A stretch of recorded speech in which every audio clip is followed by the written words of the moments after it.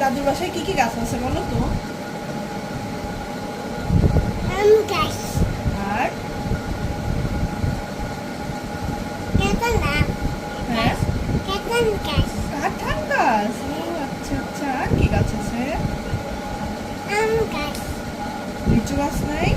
হ্যাঁ লিচু গাছ আছে? হ্যাঁ আমি লিচু গাছ খাবো তো লিচু গাছ খাবে লিচু গাছ খাবে?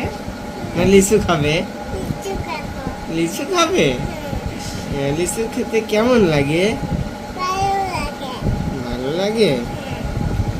তারপরে তুমি আরাম লাগে হ্যাঁ, আর হচ্ছে দাদু বাসায় কি কি আছে? গরু আছে?